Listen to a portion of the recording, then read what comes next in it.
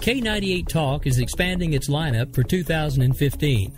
This means we are expanding our advertising base. Whether you're a startup trying to push through to the next level or an established business trying to supplement your advertising budget, web-based advertising is a solid investment. Thanks to Talk's newest partnership with TuneIn Radio and instant access to our sister station, K98 FM, we give you worldwide access at a reasonable cost. Interested parties should email us at sales@k98fm.com.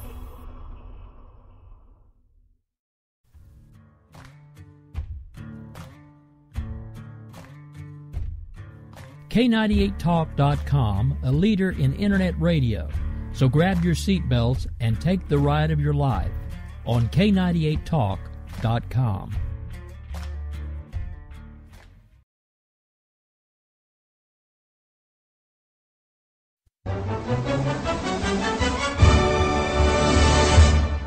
Mark your calendar for May 21st through the 23rd for the Southern Republican Leadership Conference in Oklahoma City. K98 Talk's Rick Robinson and Grouchy from the Conservative Curmudgeon Radio Show will be there to cover each day's events. Join them at the conference to hear keynote Republican speakers. Now, here's Oklahoma Governor Mary Fallin.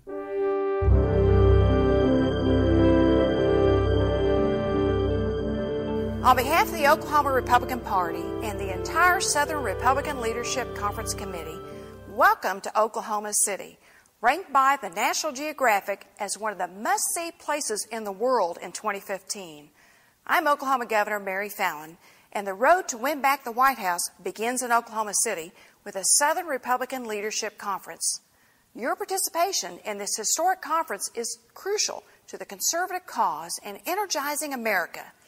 The 2016 presidential election promises to be the most important election in our lifetime, and the choices that we make in the next 2 years will define America for the next generation. We're excited to host you in Oklahoma as we begin our shared Republican journey towards capturing the White House and getting this country back on track. Don't miss this opportunity to hear well-known leaders from the Republican Party as they discuss the upcoming presidential race for 2016 and where they stand on issues facing America today. It starts May 21st and runs through the 23rd. To register, go online to okgop.com or contact the Oklahoma Republican Party. Seats are going fast, so register today. They say we offer simple answers to complex problems. Well, perhaps there is a simple answer. Not an easy answer, but simple. It's common ground. It's common ground. It's common ground. It's common ground. We have serious problems to solve, and we need serious people to solve them. Republicans and Democrats. All right, folks, well, happy Saturday morning. It is just a few minutes after the hour of 9 o'clock Central Time here in Oklahoma City. I am joined today by Bryce Robbins, co-host and left chair of Finding Common Ground. Do have a lot of stuff we want to talk about today, but just in case, I want to give Bryce just a couple minutes to maybe give you guys a little bit of a teaser of what he's got coming up here in the next hour when he goes solo, and then we'll get right into a few things, I guess. I'm still trying to wake up. So, what I was planning on doing originally, as of last week, was talking about drugs in sports. But the way that was shaping up is not going to happen this week. So, I had a new idea of what to talk about: modern day Confederatism, modern Southern pride, the flying of the stars and bars. Is it acceptable or not? We may or may not have a guest on. It's still a little gray, but whether or not that's going to be the topic, because I feel that, it's really a divided issue. The Stars and Bars flag has been flown, and a lot of people think it represents, the Confederacy, Southern oppression of slaves, and others say it is heritage and pride. So when I go on my show, that's exactly what we're going to talk about. Yeah, sounds interesting. I'll be glad that I'm going to be producing it, so I'll get a chance to listen. Now, I guess one of the biggest things we're probably going to be talking about today is this whole situation in Baltimore, because let's face it, it's been going on for a very long time. I've got a few clips we'll probably play throughout, but I just kind of want to get your take on it overall. Were you following it at all? I mean, I know it was getting kind of close to your neck of the woods, so I didn't know if you were paying that much attention, or... No, I have been paying a good amount of attention to it, actually.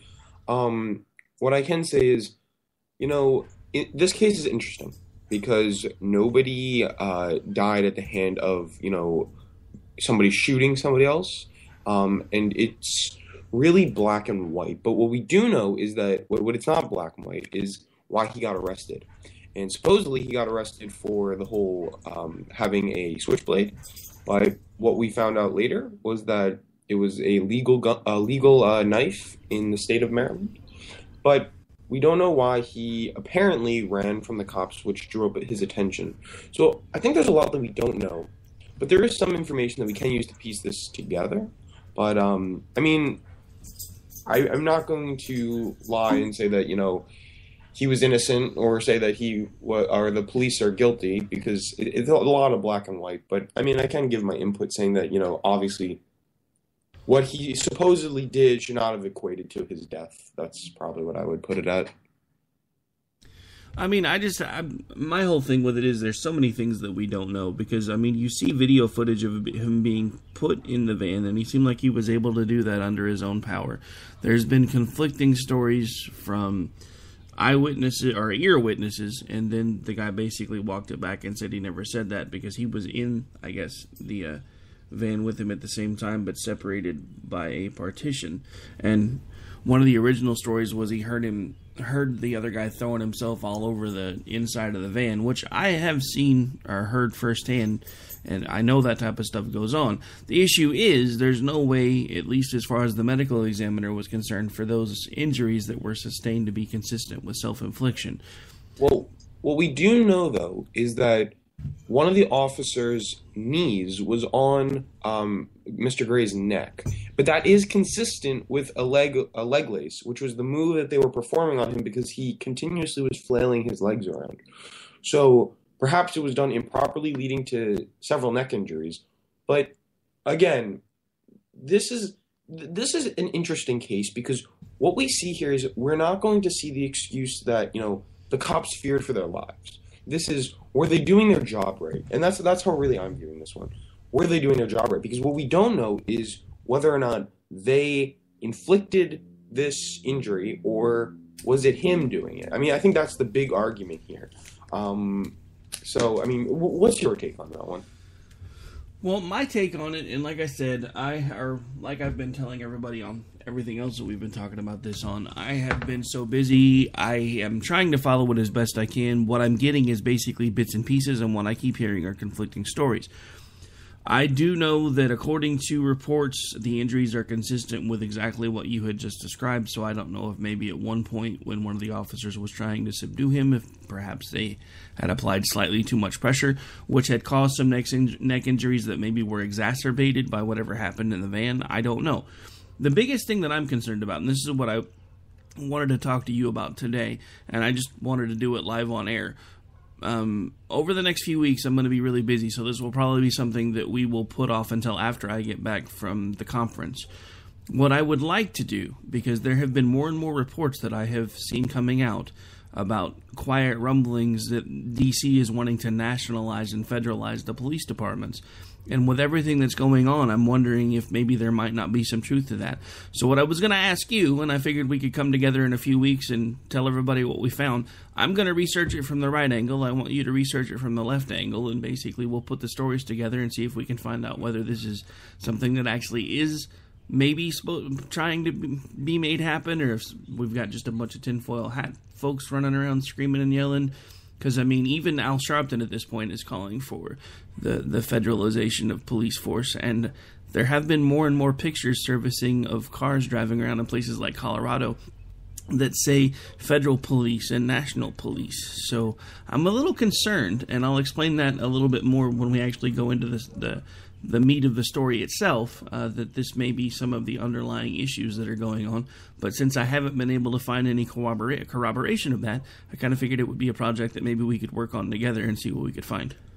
Sounds good. I'm down. Okay, so in case, speaking of the conference, just because we only have now a little less than 3 weeks until I'll be there, if you haven't been paying attention, or maybe this is your first time tuning in, the conservative curmudgeon, otherwise known as Grouchy, and I will be at the Southern Republican Leadership Conference, 21st, 22nd, and 23rd of May. I myself will only be there on the 21st and 22nd. My son graduates on the 23rd, so I have other things I have to deal with. He will be there for all 3 days of the show, or the conference. We will be having, we will be doing live shows from there. We actually have a production assistant that will be going with us, actually a couple of them. One to help set up and tear down equipment. The other to go in and see if they can get any of these big fish to sit down and have a little bit of a chat with us. So make sure you're checking back on the server quite often, because we may have some interesting guests making appearances if everything goes as planned.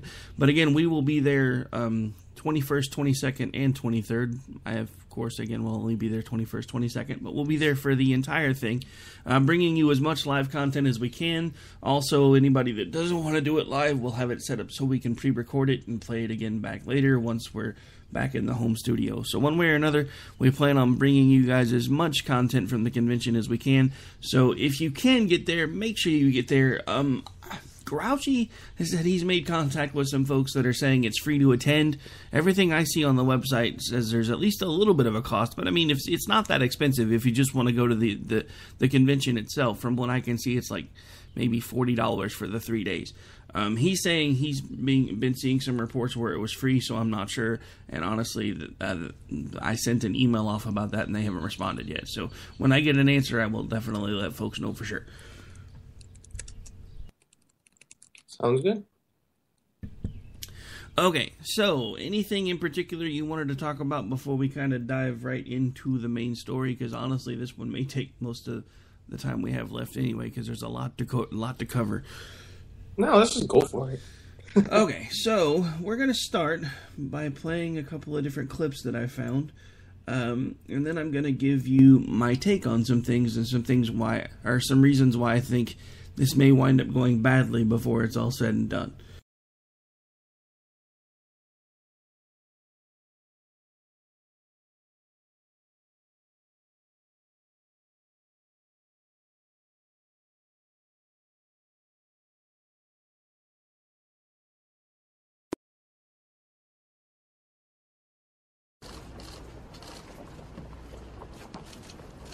The findings of our comprehensive, thorough, and independent investigation, coupled with the medical examiner's determination that Mr. Gray's death was a homicide, which we received today, has led us to believe that we have probable cause to file criminal charges. Yes! Lieutenant Rice, Officer Miller, and Officer Nero failed to establish probable cause for Mr. Gray's arrest, as no crime had been committed by Mr. Gray.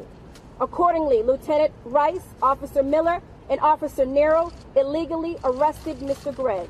Officers Miller and Nero then placed Mr. Gray in a seated position and subsequently found a knife clipped to the inside of his pants pocket. The blade of the knife was folded into the handle.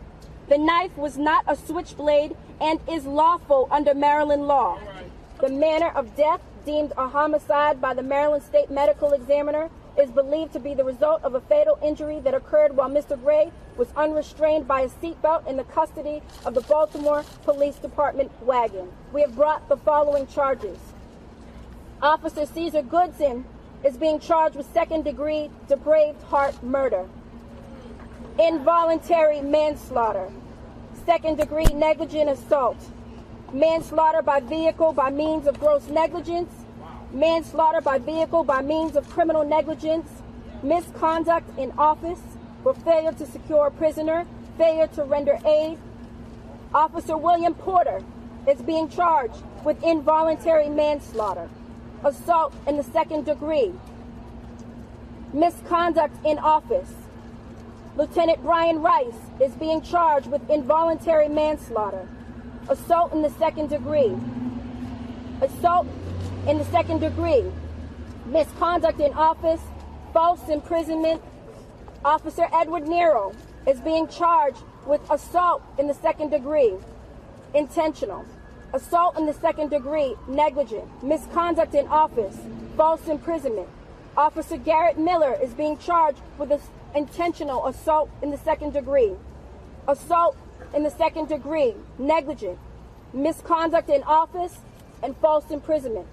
Sergeant Alicia White is being charged with manslaughter, involuntary manslaughter, second degree assault, misconduct in office. To those that are angry, hurt, or have their own experiences of injustice at the hands of police officers, I urge you to channel the energy peacefully as we prosecute this case.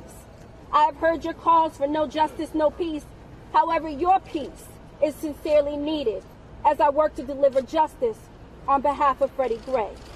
To the rank and file officers of the Baltimore City Police Department, please know that these accusations of these 6 officers are not an indictment on the entire force. Thank you. I'll be handing out. Thank you. Everyone.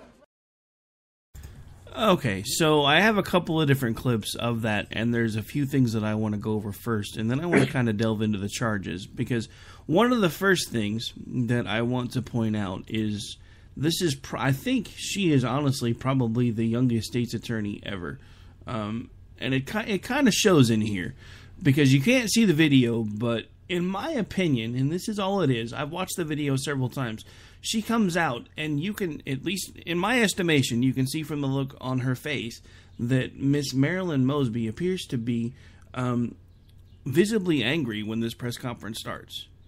I don't know if maybe she was nervous, so it came across as anger, because I've been there before. I've been nervous when I've been speaking in front of folks when I first started doing it, and everybody's like, dude, you sounded so mad. I was like, I wasn't mad. I was nervous as hell. So maybe she was nervous, but just from first take of it, she seems visibly angry. I also have some issues with the fact that it seems like at this point, she opted to take the approach of throw everything at the wall and see what sticks. Because the issue with it is she's trying to prove that there was both negligent homicide and intentional homicide in the same breath, and it can't really be both.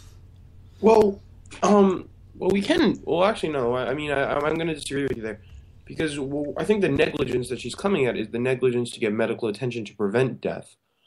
Because what happened was there were 6 stops along the way from pickup to drop-off point.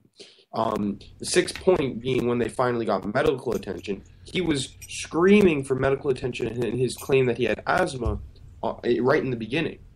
So, from what we know, he was suffering from whatever he was saying he had from point 1, only being dealt with at point 6, finally getting medical attention. And that is even what their police commissioner, or police commissioner was saying was completely done wrong, was the fact that there was no medical attention brought. And it seems like this has happened previously, is that officers, I don't know whether they're scared because they realize what they've done afterward, or they realize like what is happening as it's happened already, but they're failing to get medical attention, as we saw in the Eric Garner case.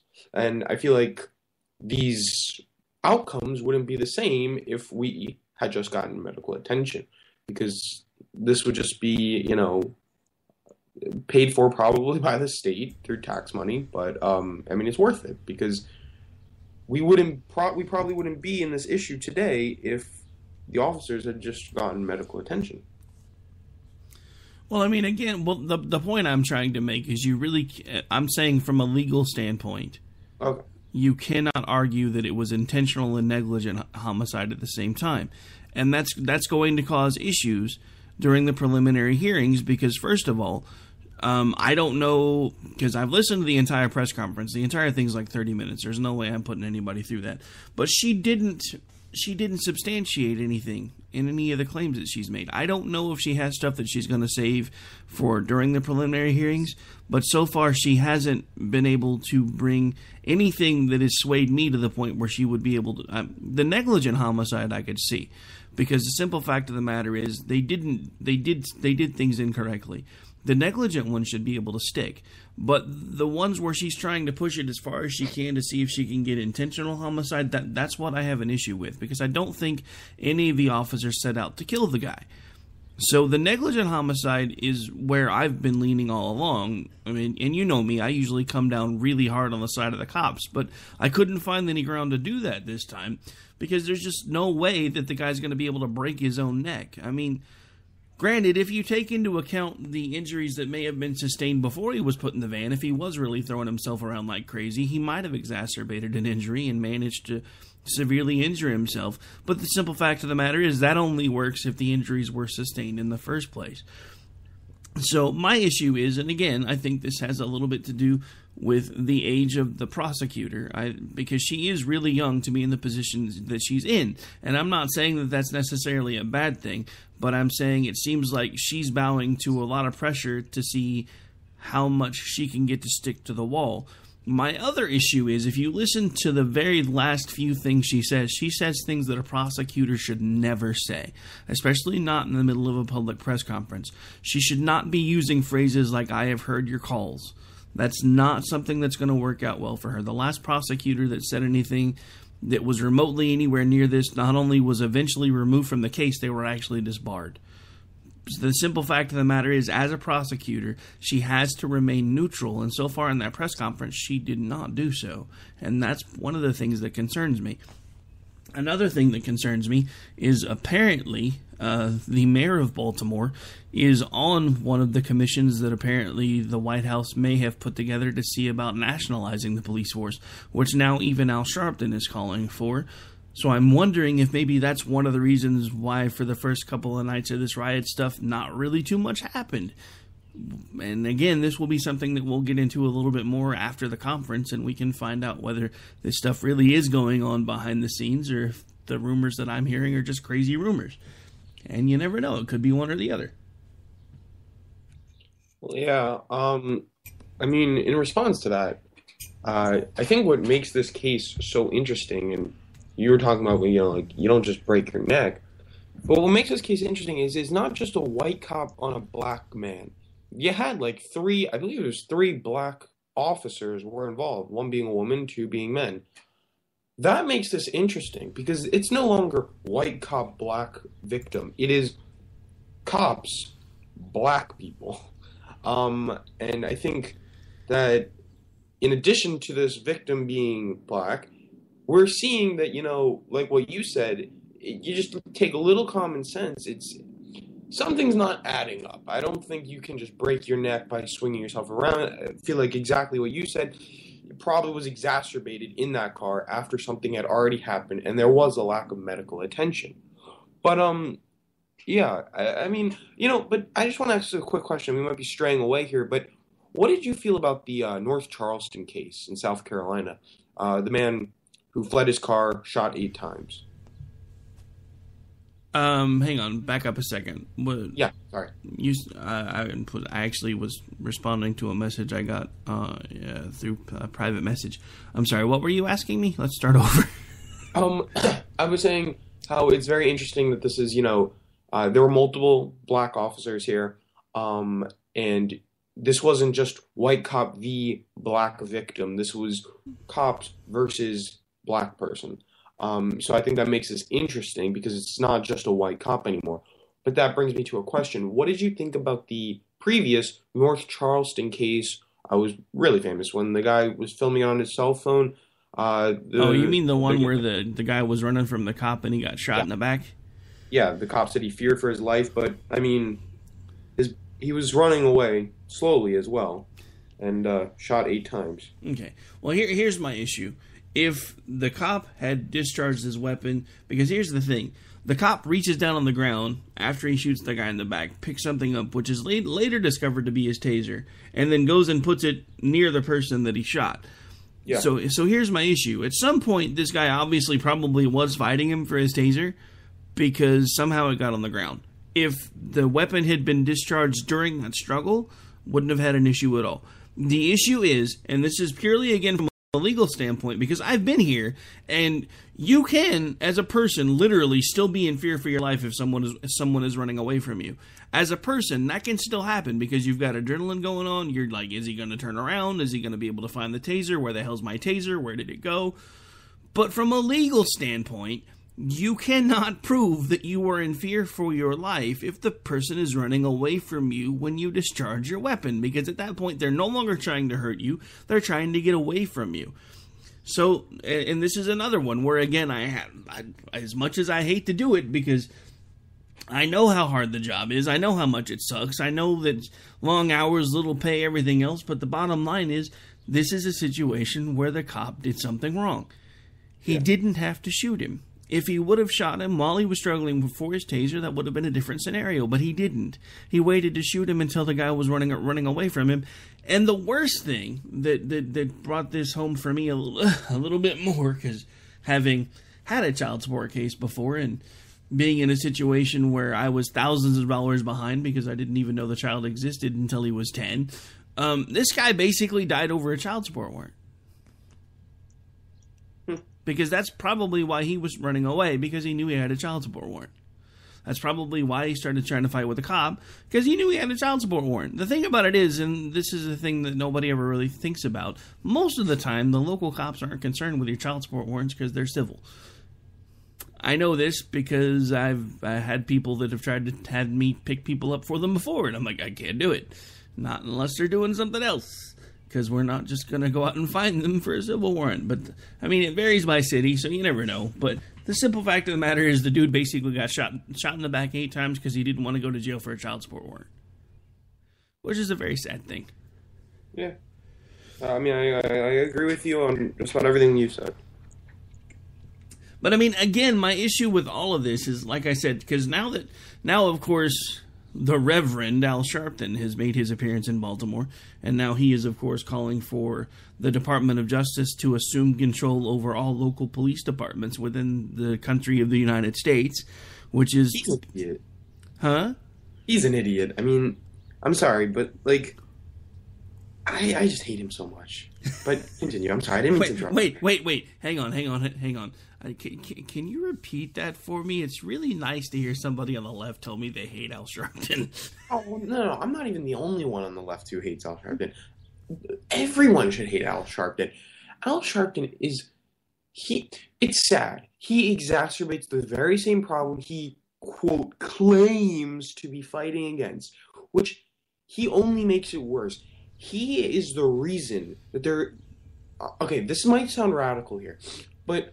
we do have a racial divide in this country, and I think that is apparent. Whether you want to attribute it to socioeconomics or just blatant racism, we still have a racist problem in this country. But what makes it worse is you see people like Al Sharpton going out there and saying, black people are oppressed in this country, you know, we need to rise up, pretending to be Martin Luther King, which he's not. But then on the flip side, we have, you know, Bill O'Reilly saying, you know, blacks are like hooligans and these people are hooligans, which, I mean, we can see their actions were not smart. And in this instance, I would probably side with Bill O'Reilly because, like, it's just incredible how much one person, Al Sharpton, can drive a wedge in between what's actually happening and this fantasy fiction world that he makes up. I mean, I think he believes that we're still in the 1950s. He believes that there's no progress. And he is an opportunist. He believes that he can spread his ideas, and it's so sickening. He's a horrible person. He's taking advantage of people who are actually, you know, suffering from a racial divide in this country, and he is playing up their story, making them look like idiots when they actually have a case that could be heard. And it's wrong. It's wrong. Well, I mean, I've given everybody my take on Sharpton again, but since we're on him, I'm going to go ahead and give it to you one more time. I'm concerned because this gentleman has the ear of the president. I'm also concerned that someone with an outstanding tax bill of $4.5 million can just waltz into the White House whenever they want to and talk to the president. Because if I had an outstanding tax bill of $4.5 million, somebody would have had me probably found a way to throw in jail by now for tax evasion. Just saying.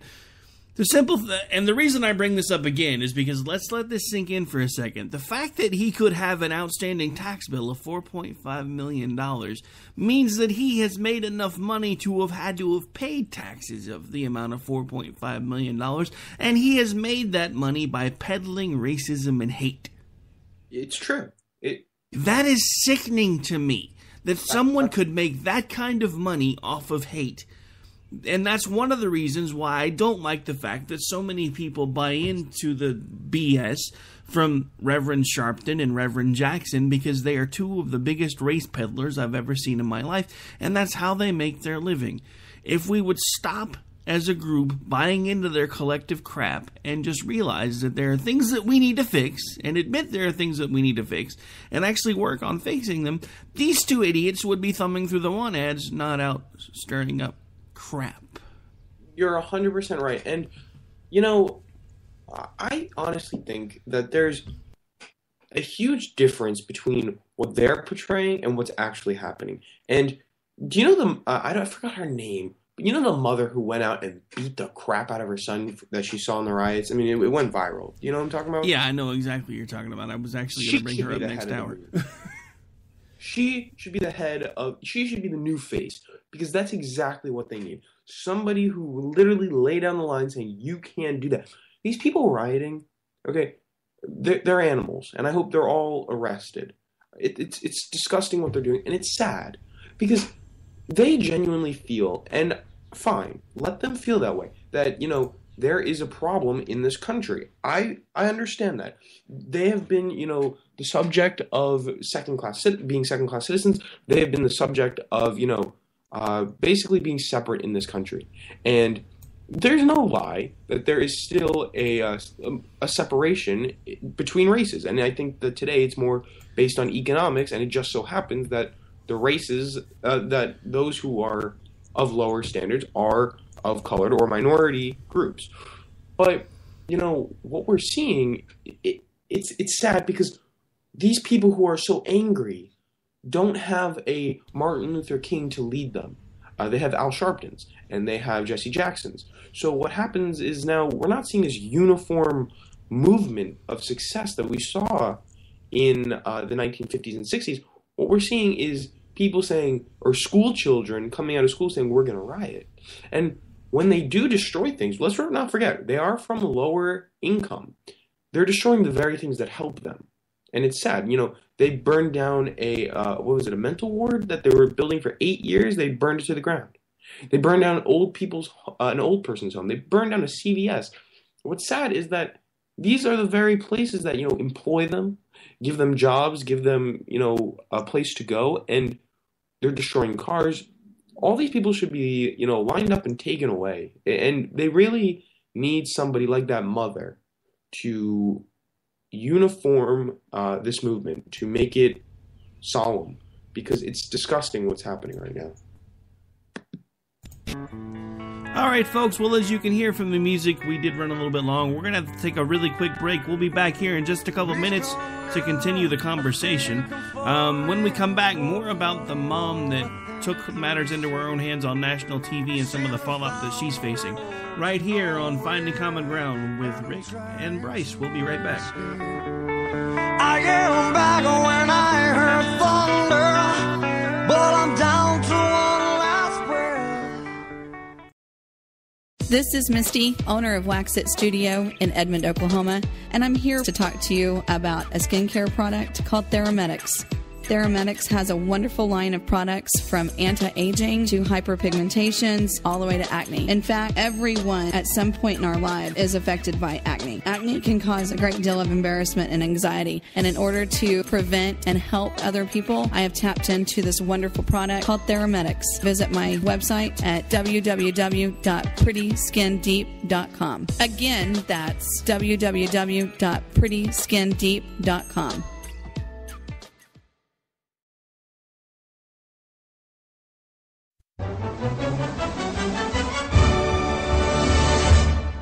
Mark your calendar for May 21st through the 23rd for the Southern Republican Leadership Conference in Oklahoma City.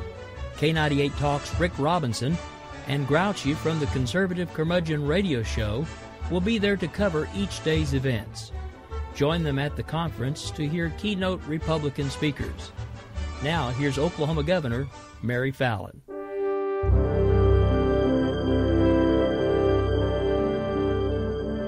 On behalf of the Oklahoma Republican Party and the entire Southern Republican Leadership Conference Committee, Welcome to Oklahoma City, ranked by the National Geographic as one of the must-see places in the world in 2015. I'm Oklahoma Governor Mary Fallin, and the road to win back the White House begins in Oklahoma City with a Southern Republican Leadership Conference. Your participation in this historic conference is crucial to the conservative cause and energizing America. The 2016 presidential election promises to be the most important election in our lifetime, and the choices that we make in the next 2 years will define America for the next generation.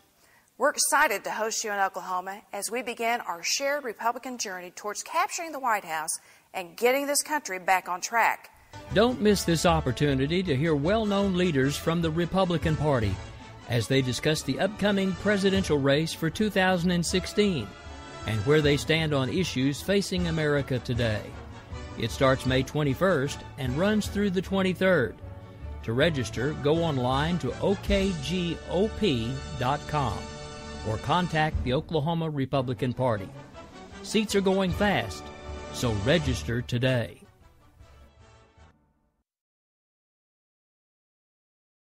Hey, it's Cliff Davis from KLCI FM, the best radio station in the world. Coming soon. Stay tuned.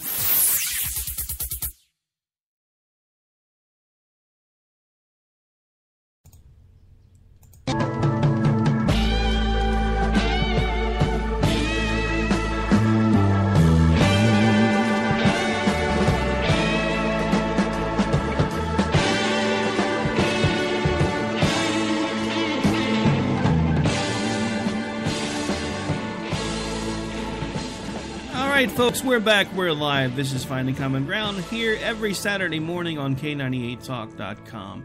I am in studio today, of course, with my good friend Bryce, co-host, and left chair here. Now, before we went to break, we actually started talking about someone that I actually wanted to talk about during this part of the show anyway, so I figured it was a good time to take a break, then we can come back and get into the meat of it.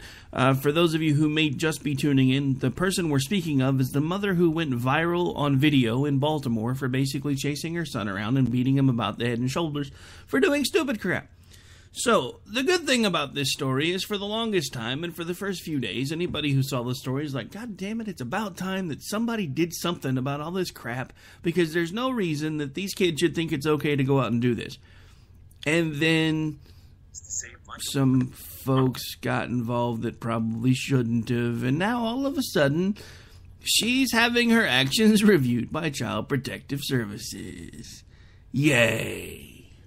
Grr. It seems that, Child Protective Services they are never there when you want them to be there, and they are there when you don't want them to be there.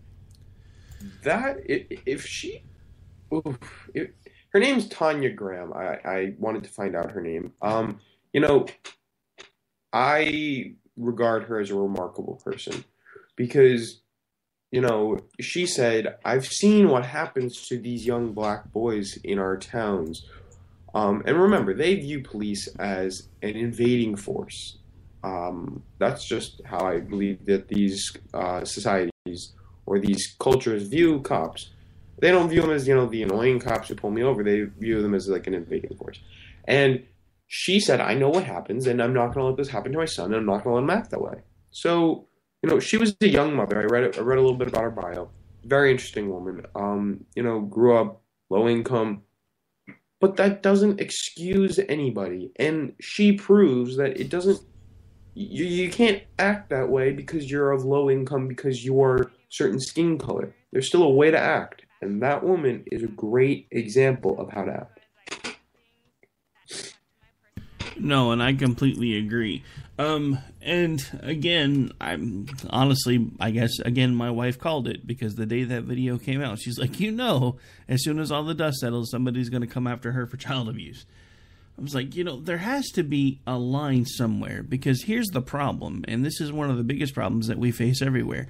I've said it before, and I'm going to say it again. A lot of what led to the issue in Ferguson was, in my estimation, and I don't know these people personally, but I've been through similar experiences, is the fact that I'm pretty sure that with the size of Mike Brown, in relativity to his parents, he was able to basically continue to bully, push, and scream and yell until they finally caved in and did whatever the hell he wanted them to do.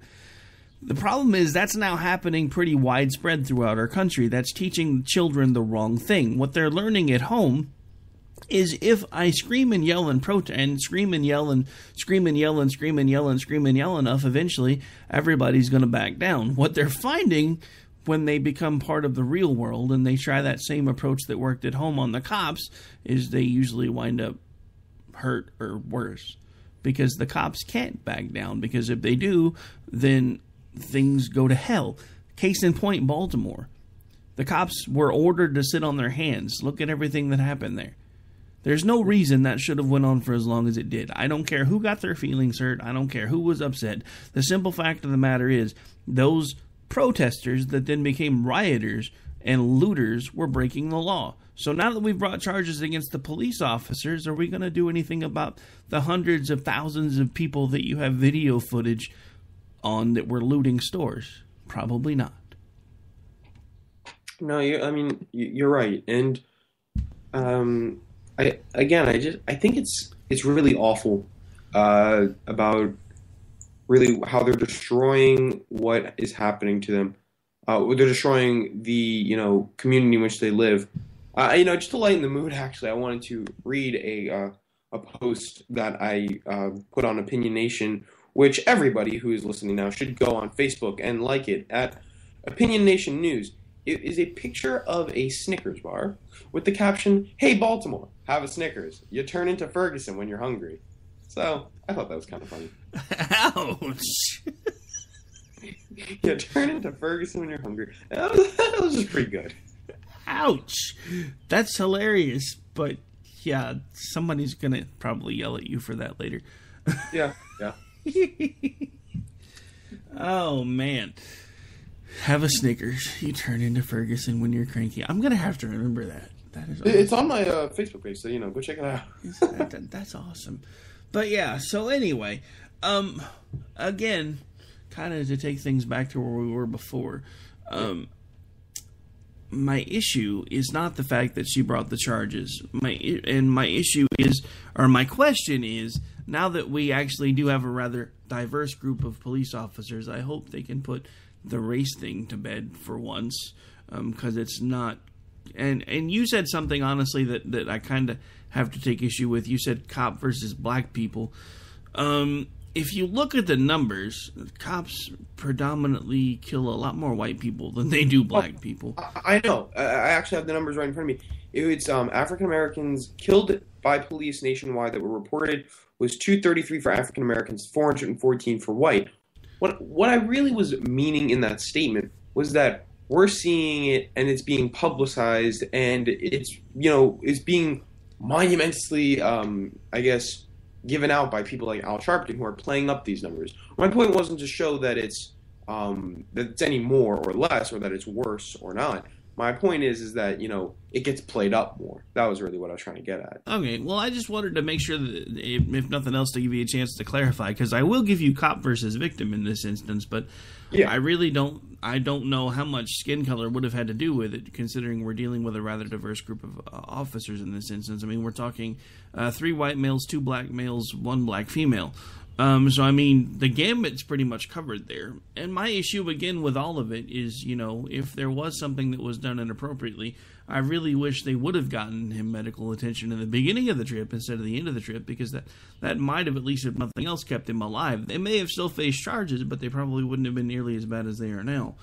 But again, like you said, I wasn't in the van, so I don't know. If there was something that was done inappropriately, they were probably operating still on adrenaline and fear, and at some point they were just thinking, if we let it go long enough, you never know. I mean, I don't know. But the whole thing that concerns me is the more I hear and the more I uncover about the weird connections that are all over the place in this case. And I'll get into some more of this stuff next week, because I'm still doing some more research.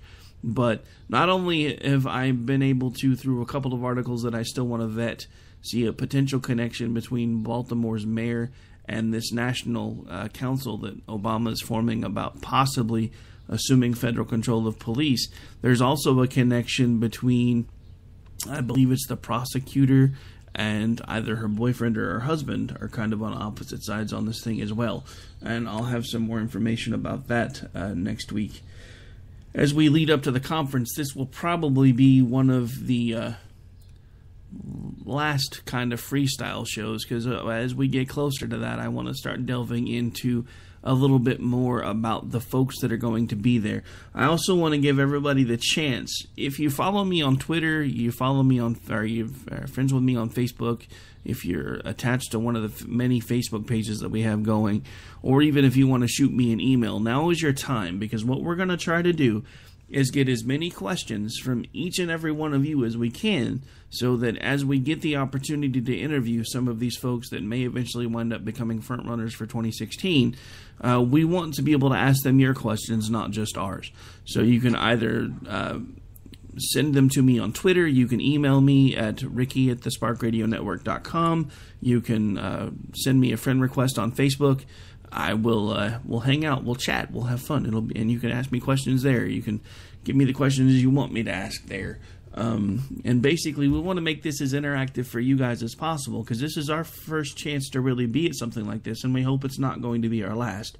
So we want to make sure that we bring each and every one of you that want to be there with us, because, like I said, we've never done anything like this before, so we want to make it as big as possible, because to us, it's really an honor to start being recognized to the point of actually being able to get press credentials, because honestly, when all of this started, that was the one thing that I wasn't sure if we were ever going to be able to do, and we got them the first time we ever tried. So I'm really excited about that, and I hope you guys are too. So I hope each and every one of you that have questions will find a way to either get them to me or to Grouchy, and we'll get as many of them answered as we can. Can I ask you a question about it? Sure. 2016. So what it's looking like, and well, first let me ask you this: Supreme Court gay marriage. Do you think they're going to say yes or no? That's a hard one, because I don't know where Roberts is going to fall, because he seems like he's more of an attention whore than anybody thought he was going to be. So he said something interesting that made it seem like he's going yes on this one. Well, that's my point. I don't know if, with who he presented himself to be, I don't know if he should be going yes, but it would give me the impression that he is going to be going yes, which is why everybody's starting to make comments about how he seems to like to chase the spotlight more than he likes to stand up for the Constitution. Now, whether you want to go 14th Amendment or whatever, the simple fact of the matter is nobody's going to know what they're going to do until they do it. But I really don't see any way that this stuff stays not nationally legal for very much longer, just because it's the way the winds are blowing. So let me ask you this. This is my follow-up question, basically. Let's assume gay marriage is legal nationwide, Supreme Court, it's a done deal. You can get married in every single state. 2016 comes, prime election, campaigning season. Are we going to see it as an issue? Are we going to see people reversing their opinions from the Republican Party? Because in the Democratic platform, they are obviously pro same-sex marriage. What are we going to see come from the Republicans? I really don't know. I can tell you that my personal take on it is it shouldn't be an issue at all. At least not something at the national platform level. There are way too many other things that we should be dealing with than worrying about whether or not somebody wants to marry the person that they're in love with. My issue with that is, and I've told everybody this before, I will tell you that my personal beliefs are what they are, but I can't hold people to that standard. So this shouldn't be something that is being dealt with at the national level, not in the way that it is being dealt with now. I understand that, now, because we tried to do it through the states, that didn't work out the way that a lot of folks had hoped it was going to work out. My biggest issue is not whether or not it becomes legal nationwide. My biggest issue with it is if it does, because it probably is, once it does become legal nationwide, are the gay mafia going to back the hell off? Because the simple fact of the matter is there's a very small but very vocal group of gay people that are making things even worse once things become legal, because they start beating down the doors of churches. They start beating down the doors of cake shops, and you're going to make me this cake or else. Or you're going to marry us or else. That's my issue. I don't care that these folks want the same rights as everybody else. They're entitled to those rights. I don't honestly believe we should be redefining the term marriage, but again, that's my personal belief, and I can't hold people to that. So, at the national level, again, I have to say what they do does not affect me, so I don't care. It's no different than the Bruce Jenner story. Bruce Jenner, every single liberal was all over it because, yay, he's coming out as a woman. Yay, great, great, great. He's finally being who he says he wants to be. Then he says he's a Republican. We hope you die in a fire. All right. Now, I mean, I must defend liberals here. My father and I were watching that because, my sisters took up the TV to watch it. And my dad was like, I don't want to watch this. This is just, like, sad and stuff. Like, it was kind of, like, depressing, almost. That this man was, like, living inside of a shell, hiding because he wanted to maintain economic stability. I mean, it's kind of sad. I mean, to me, the whole thing is sad because he should be able to live as whoever he chooses to live as. And that's my point. That's the thing that a lot of us on the conservative side are saying is like, look, you guys, what you do and who you do it with is none of our damn business. What we're worried about is the fact that we have all these fires going on over here. Nobody's doing anything about them. Our economy is in shambles. We have the lowest labor participation rate in forever. We have a rising number of folks on food stamps. At this point, they're now handing out Social Security benefits, Social Security disability benefits, like they're coming out of a candy dispenser.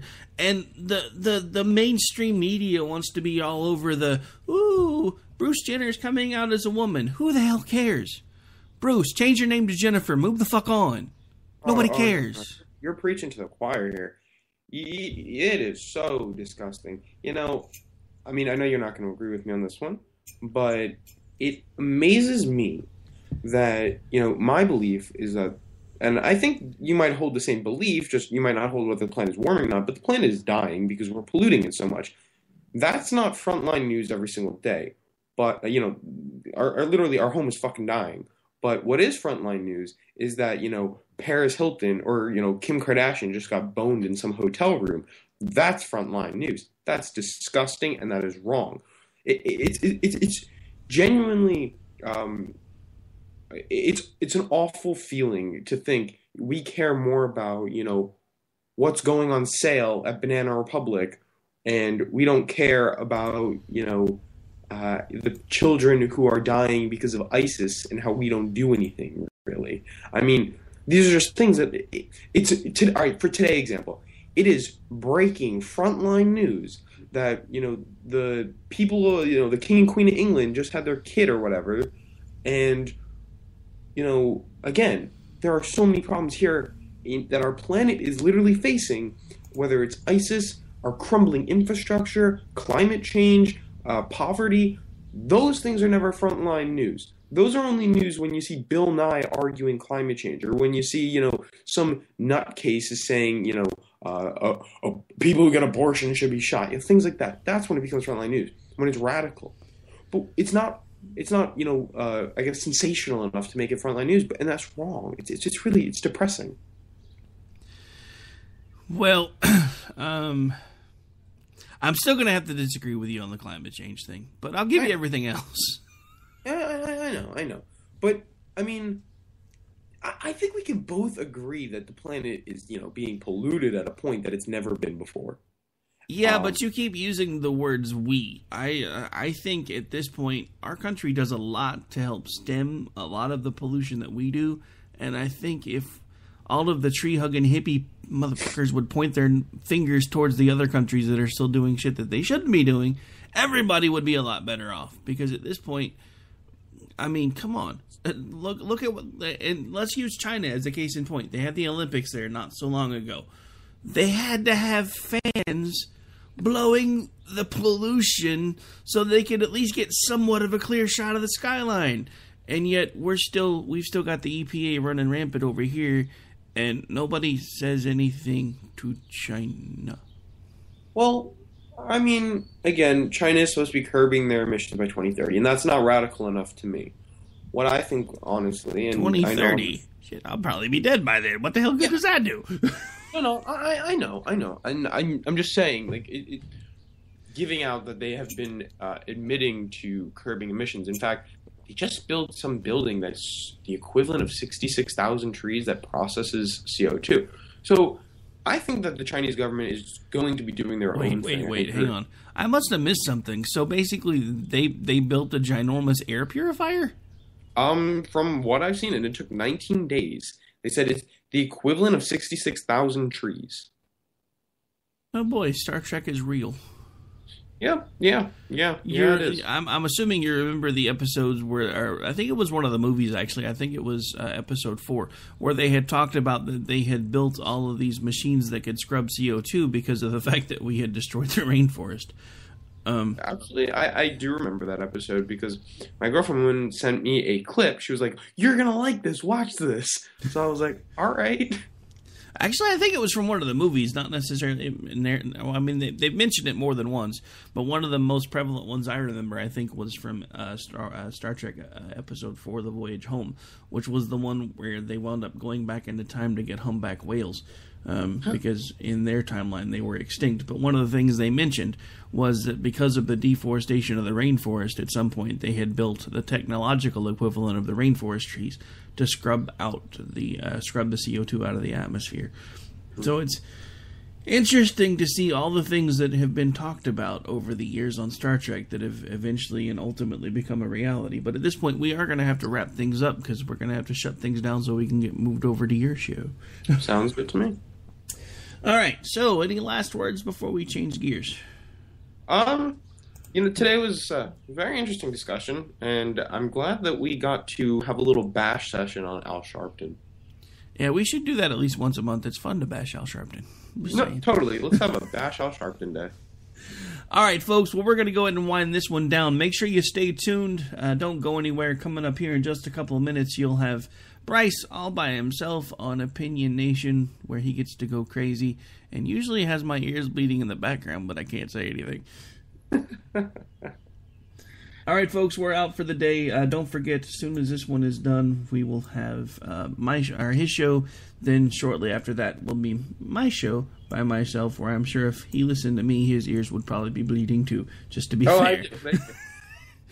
All right, we're out, folks. Bryce will be right back with you here in just a couple minutes. They say we offer simple answers to complex problems. Well, perhaps there is a simple answer. Not an easy answer, but simple.